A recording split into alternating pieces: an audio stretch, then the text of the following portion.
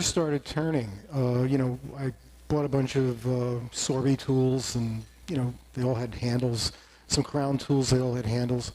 But I found that making your own handle gave you a lot more flexibility as to what actually ended up being.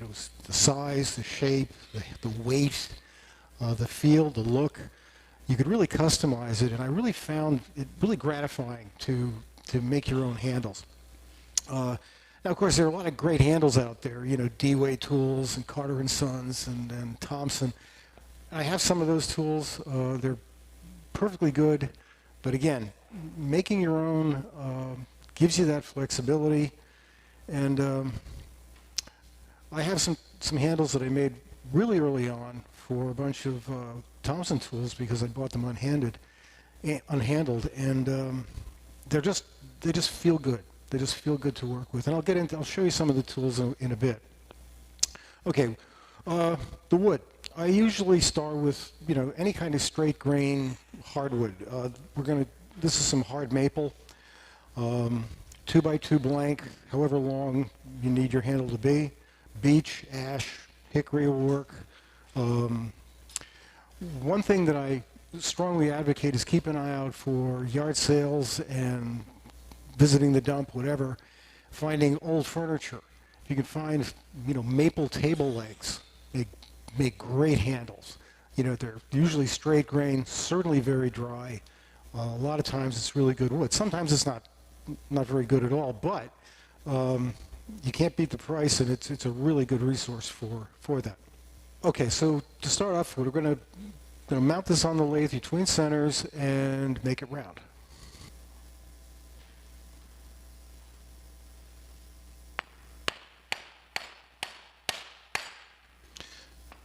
Now I'm using a 4-spur chuck, and what I did is I cut 2 kerfs in the end around where the awl dimple went. That just gives it a better purchase when those teeth run around. I'm sure everybody's done it. The thing starts to slip, and the drive center starts carving a hole in the end of the thing, and it doesn't hold up anymore. So this way, don't have to worry about that.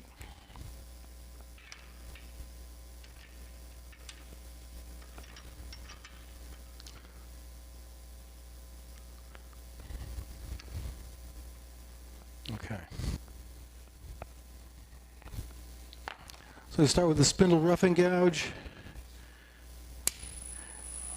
and I'm going at about 1700 RPM.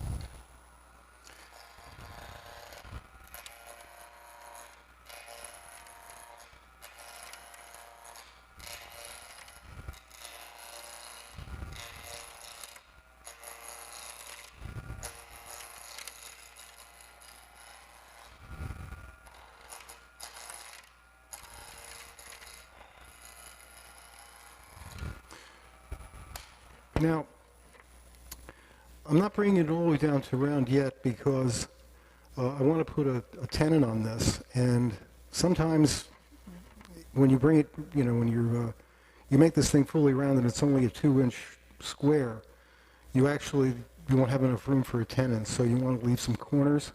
So I'll do the tenon now, and then we'll finish rounding it off later.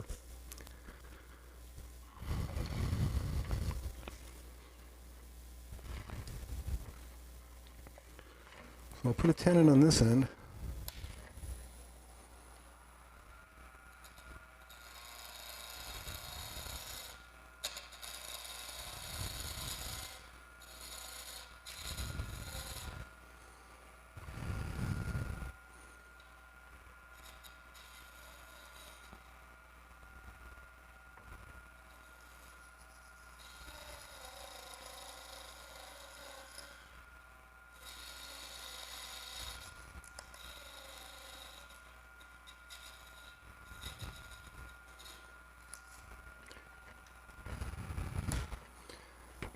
made this a couple of days ago. I cut a spacer out of a piece of plexiglass. This aligns with my Vic Mark jaws. I'm not sure this is going to work all that well. I'm really kind of worried that I'm going to break one of these things off during the demonstration. So it's a design in progress. So I've got it down to, I've got the tenon down pretty close to where I want it, but it's a dovetail jaw. So this was a skew that I got at a yard sale. It's high-speed steel, but it's really kind of crappy high-speed steel. But this is perfect for this kind of thing because you almost never use it. You just use it for tenons. And what I did is I ground an angle in it that matches the angle of the dovetail.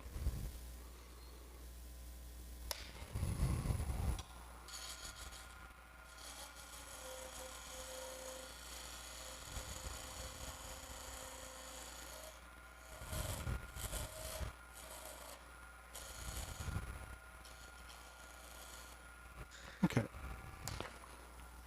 that's got the dovetail.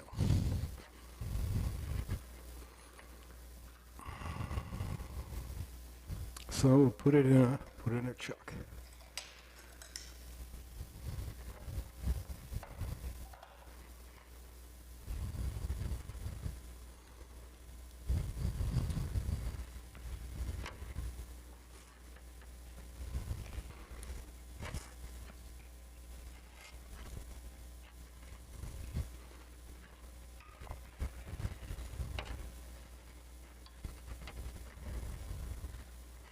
Did I lose it? Oh, sorry.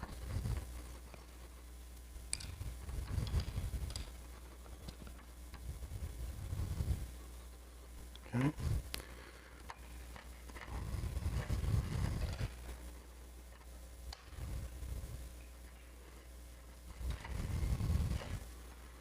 Just snug it up a little bit and sock it in. Okay. The next thing I'm going to do is drill a hole, and this will be the hole for the tool to actually go into the handle. So.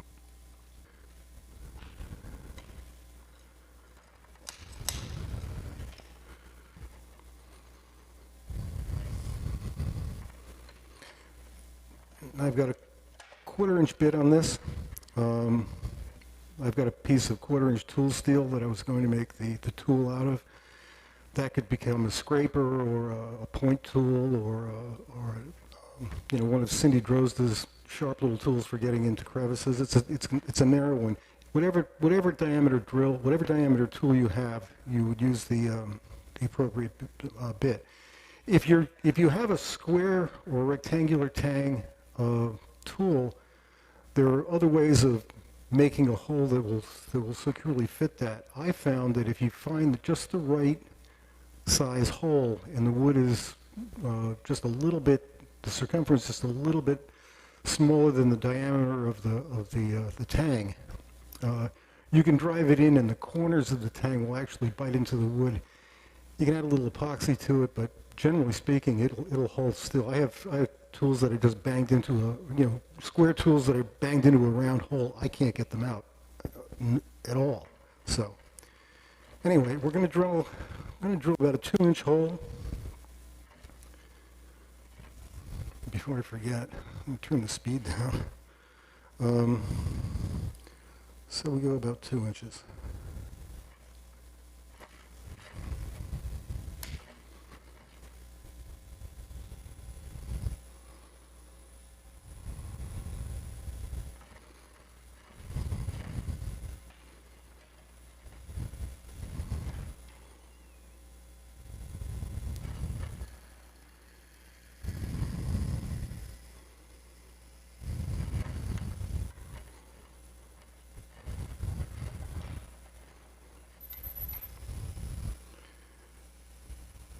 And we go about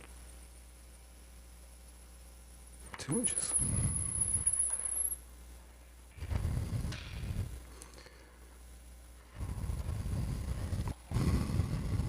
We put the cone center back in the hole.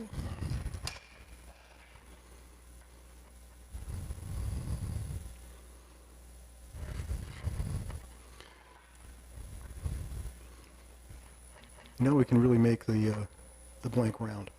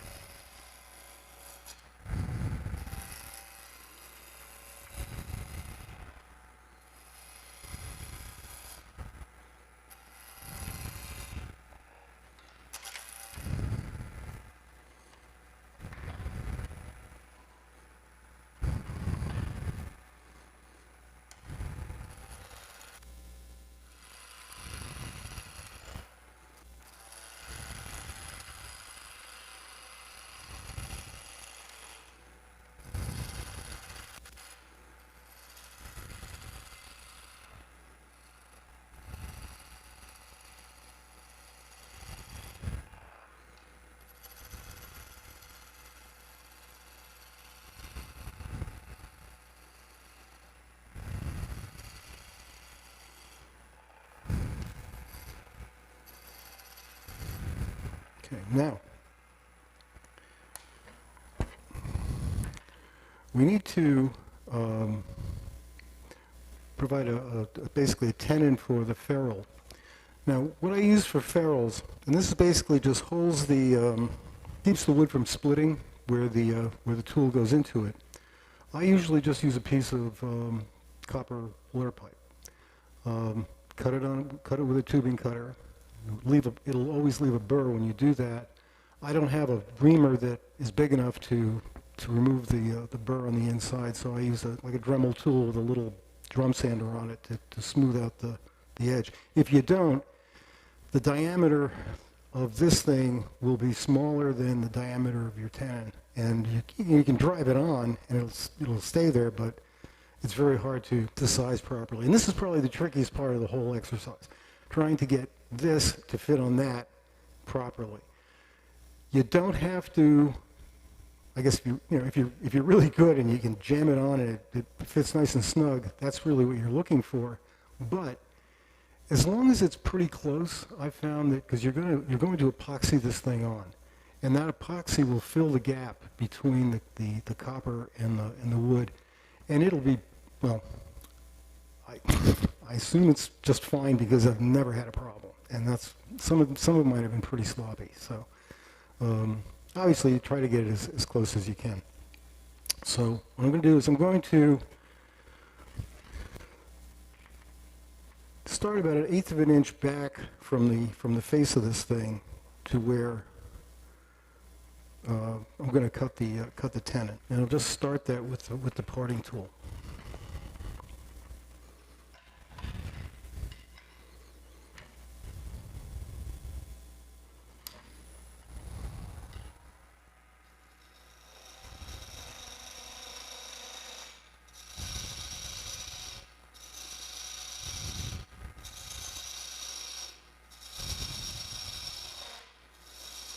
I'm just hogging out the material at this point.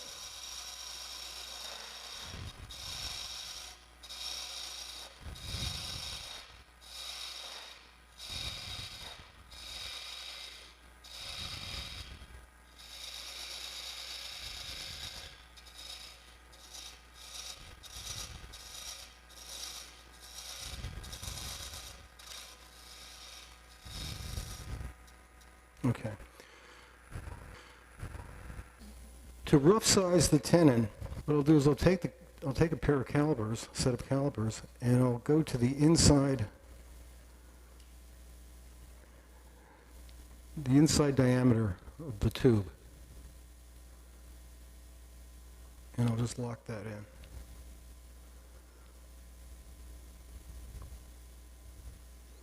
Okay. Then I'll loosen it and I'll open it just about 5/1000. That'll give me a little bit of wood here to fine tune the diameter.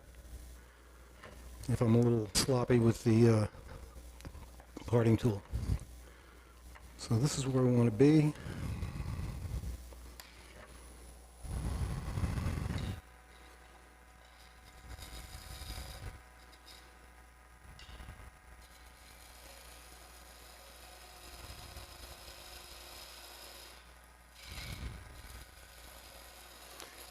You just very gently touch the tenon with the calipers.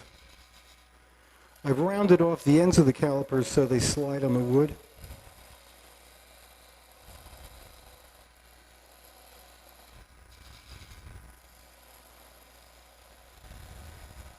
And you should just,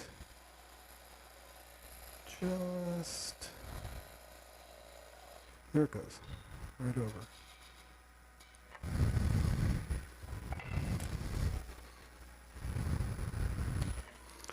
Okay, let's just see where we are.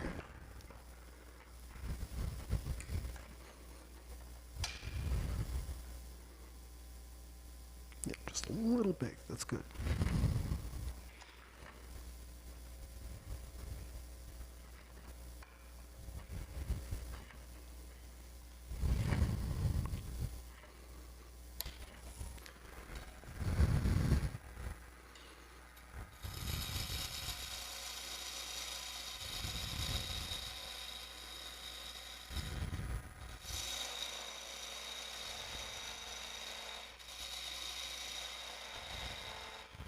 Oops.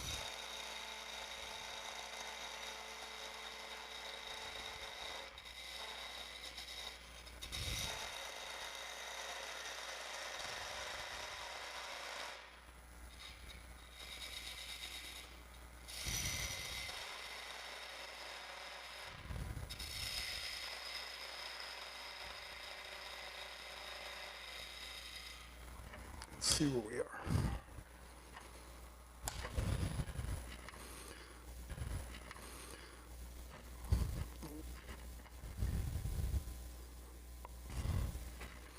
Now it's a matter of starting to refine it.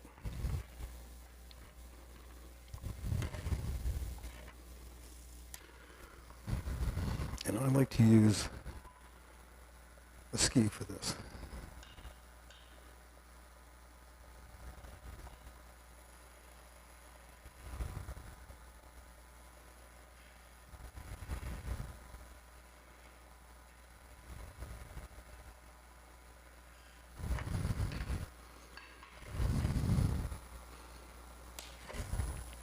This is kind of the fussy part. So, okay, that's on the end. So the first quarter of an inch is probably right.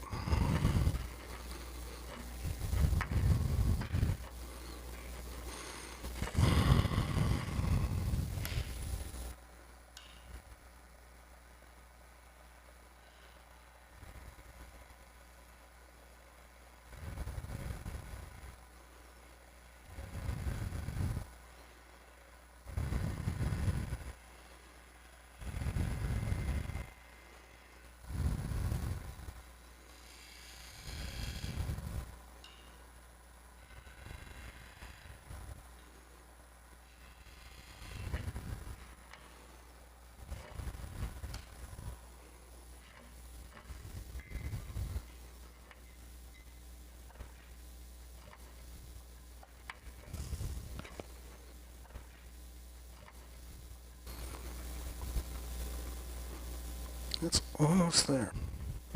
What you could do is actually, it's close enough at this point that I could drive it on. What I do is you put this here, take another piece of tubing, match it up to here and pound it in.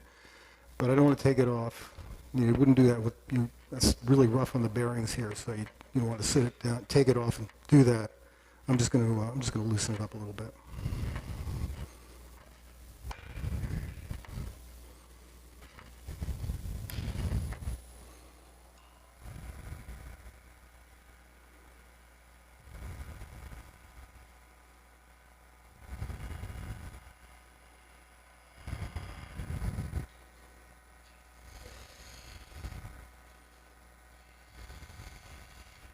Okay.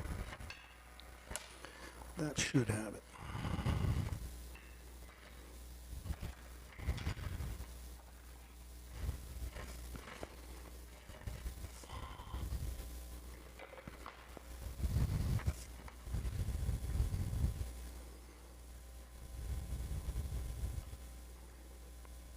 Yeah, that's pretty good.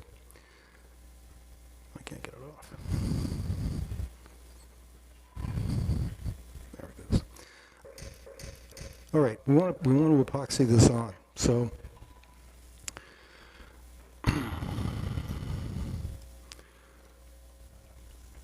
what I do,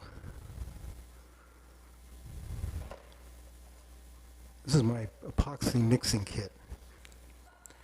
Yeah.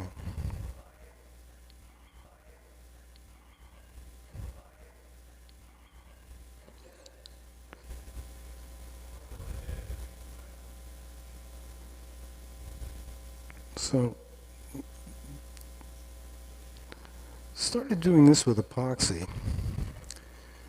I bought a case of these syringes. It was like $10 for like 100 of them. And you can really measure out exactly, 50%, equal parts. Bear getting the epoxy into these things, because you can't draw it up like you could with a normal syringe. You've got to hold it and pour it in and then get the bubbles out. It's a pain in the neck, but once you get it there, it's pretty cool.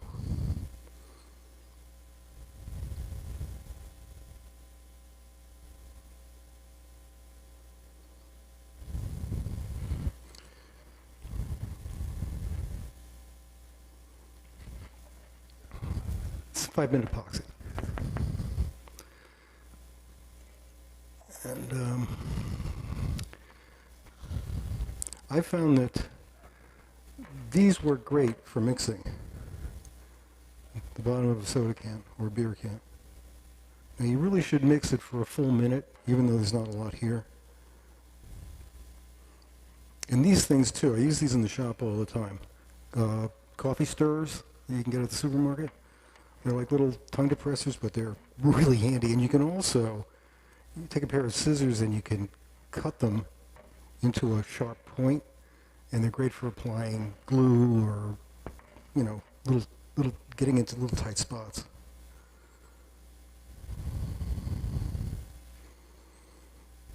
Okay.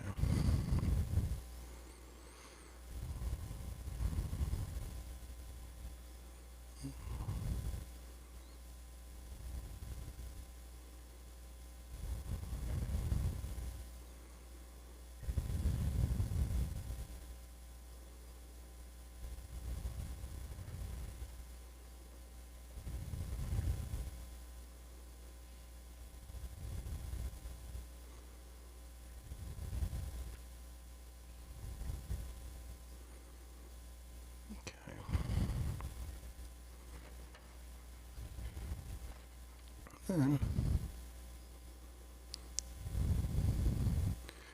I found putting the glue on the tenon as opposed to putting it in the tube works better, because if you put it in the tube and you stick it on the tenon, it'll all squirt out the end.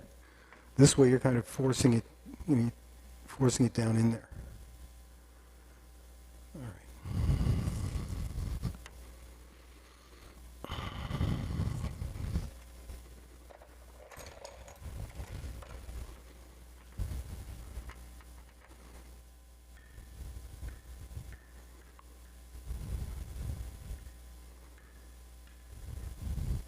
Now, normally I would just, wait an hour and let this really set up so, you continue turning. I'm probably going to let that sit for just a few minutes. And in the meantime, talk about a couple of other things. As I mentioned, the handles that I made, these are one of the first ones I made. This is Purple Heart, and it's really heavy, it's really dense, nice and smooth. I just, it's one of those things you just love the way it feels in your hands. So these are one of the first tools that I made. I really strongly recommend these. They're expensive, but they're terrific. These are from robust.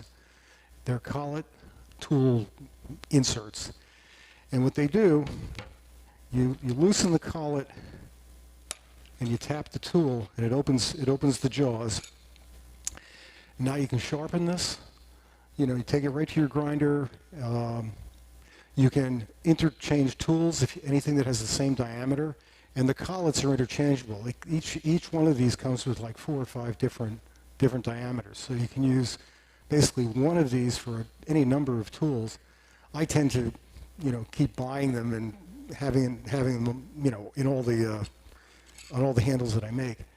But you tighten it up and you're ready to go. The other thing, as far as inserts are concerned, are these Huseluk tools. You can buy these things. They come in different sizes. I think they're like 10 or 20 bucks a piece. These are great for flat tang tools, scrapers and the like. This is a 1/2-inch scraper, and it's just that. It's a couple of set screws hold it in. Not quite as convenient, but I never really take this out. I'll put it on the grinder just the way it is. These are pretty cool too. The one we're making tonight is just a jam fit, and that's what this is. This is a big ass skew that has a hole, and I just drove it in there, and that can't get it out. And this handle, this is one of my my flea market table leg finds. All right. Hopefully it's gotten a little stiffer. All right. The next step is going to shape the handle. The design I used for the handle basically is a takeoff on the Robert Sorby profile. Had a bunch of those tools. I got comfortable with it. I modified it a little bit, but it's basically the same thing. It's kind of that rounded area here and a skinny area here and kind of a foot. So I'll use this as a guide. And of all the things I didn't bring tonight was a pencil, so I'm using a ballpoint pen here. So you just line it up. I mark the thickest area. I mark what looks like the thinnest area. And I mark the edge of the ball of the foot here. So those are my three places. This is the thick one, the skinny one, and the end.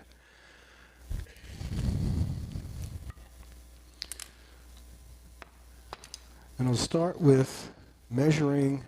Now you can use a story stick for this, and it can speed something up. This is very much what Rick did. I forget we were making. You were copying a number of. Were they peg? Yeah. So it's basically the same principle.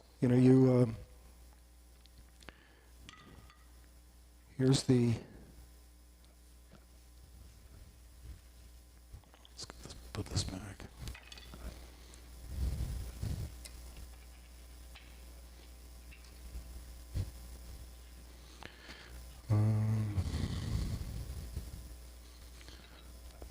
Okay, so we'll set. This is the biggest diameter.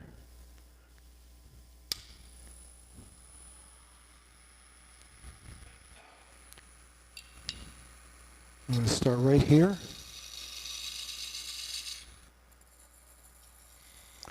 Again, same principle as the calipers. Just keep gently rubbing against it until it slips over the circumference. Just go slowly.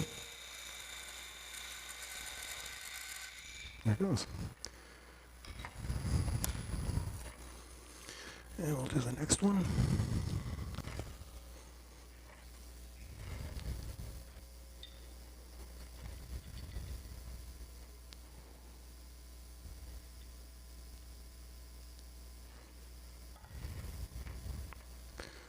This is the small diameter.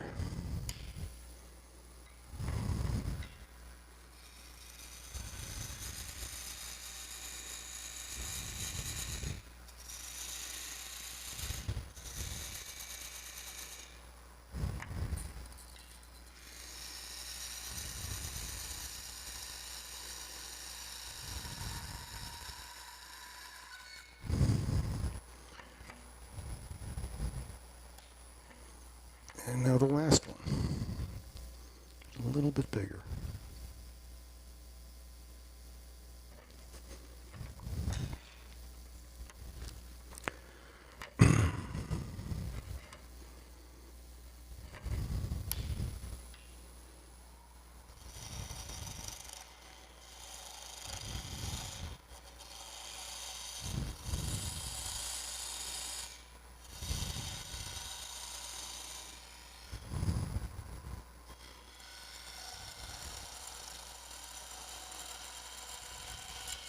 Okay.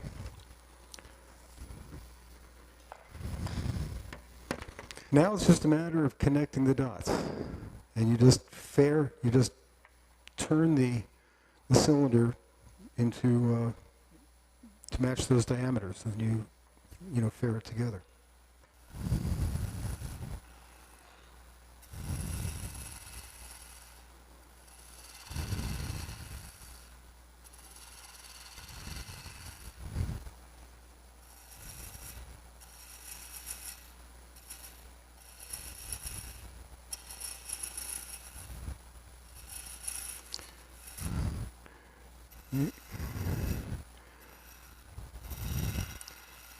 It seems intuitive, but you would always start reducing the diameter and turning where you're going to take off the most material.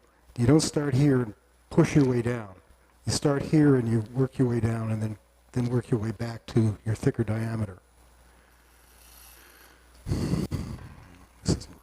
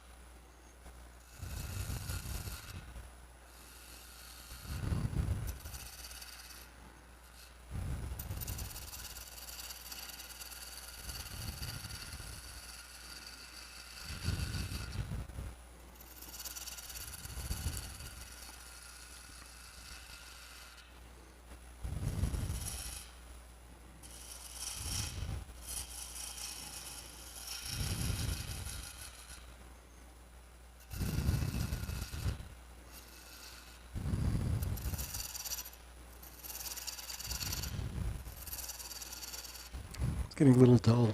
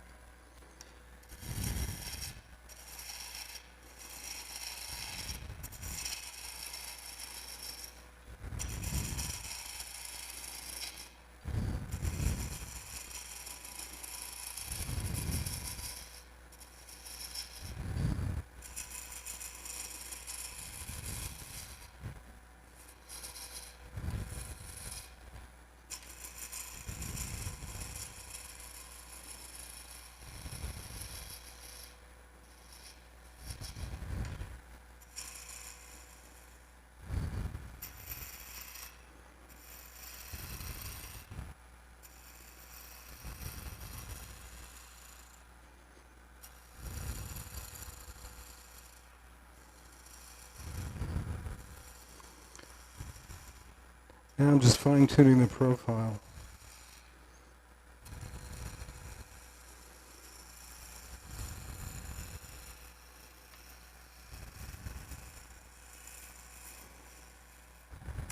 Oops.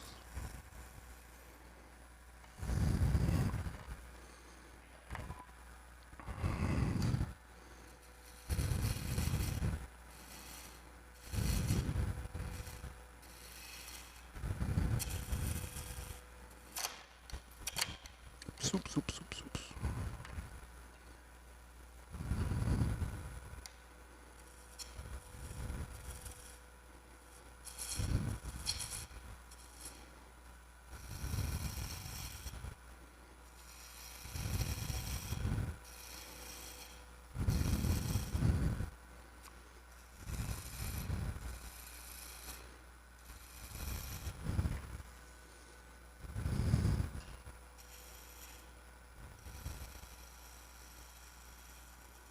Okay.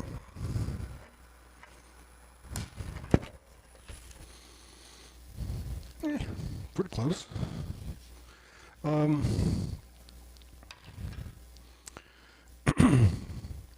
At this point, I'll sand it, and then we can put some detail on it. And that's pretty much anything you want to do. Just hit it with some sandpaper. You don't really want it too smooth, because you want to be able to handle. You want it. You want to be able. You don't want it to be slipping in your hand when you're using it. Go a maximum of 200 grit. Although you could go, smooth and sexy as you want. This is 150. And it's also cool when you sand the copper, it gets all nice and shiny.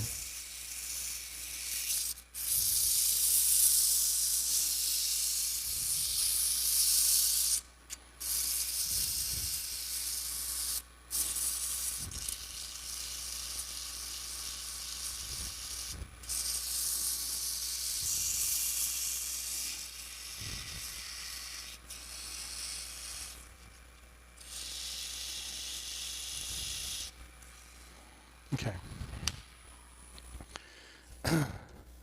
Now, something I don't do on my handles, but I've made a few, and I'll make one tonight. Watching Ralph do the beading stuff that he does, so I bought a beading tool. So I've been beading everything, all my handles, my bowls, everything gets beaded. So I'm going to put some beads on here to give you a little extra grip. I'm saying that because it should work that way, but I've never actually used something like this, and I have a feeling ultimately it's going to be a little uncomfortable, but whatever.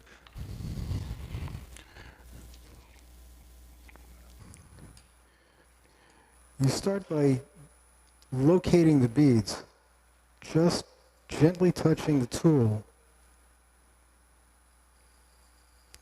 So this gives you the spacing you need. It makes the spacing uniform. The problem is if you don't do this, and you go all the way in and make a bead and then try to make a bead next to it, the groove between the two beads has some slop in it, and it's hard to align the tool next to each other in even increments. Right? Okay. The other thing that I learned the hard way is that you don't want to hold the tool upside down, which I did, and that's an ugly thing. I shredded a bunch of stuff.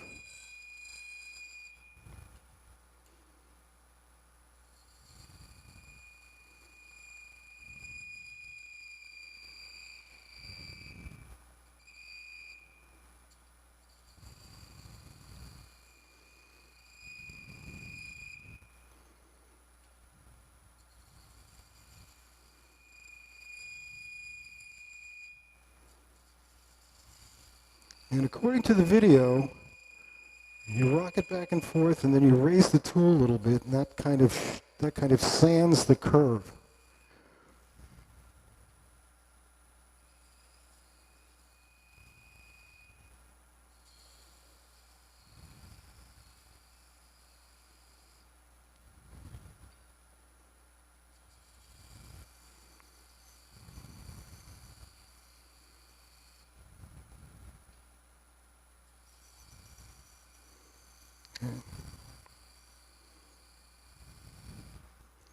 Okay, there's the beading. The other decoration, of course, is, I have it on a bunch of my tools, is, you know, a little wire burning, which is always nice. Start with a couple of grooves.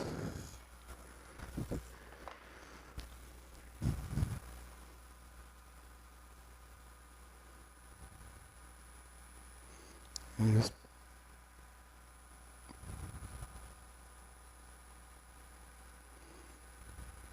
voila. Okay. The next thing is to part off this extra edge here, this extra tenon, and that's just done like this.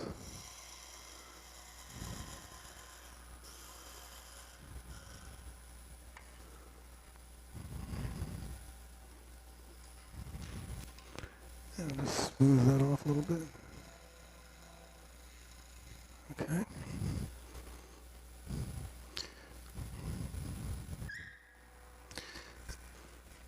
This would be a good time to sand the end.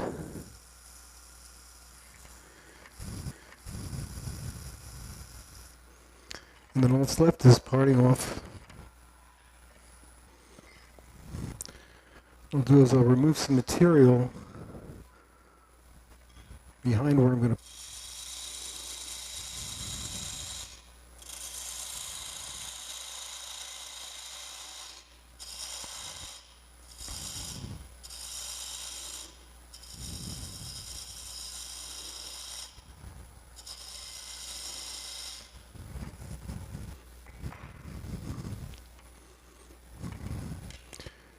and then I'll just use a V-groove.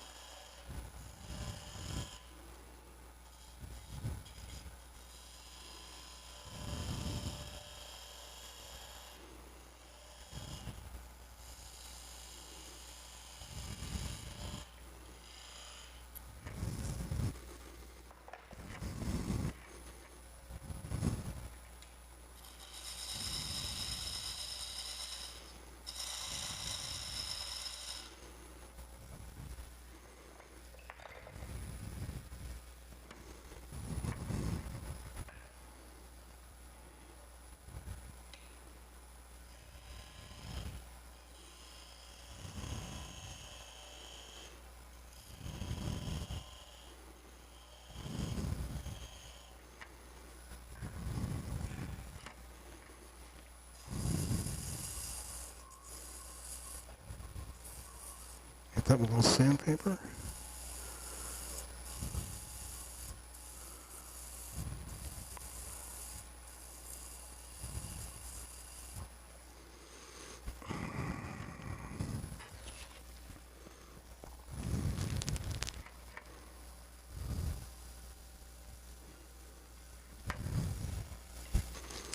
And we'll take it off.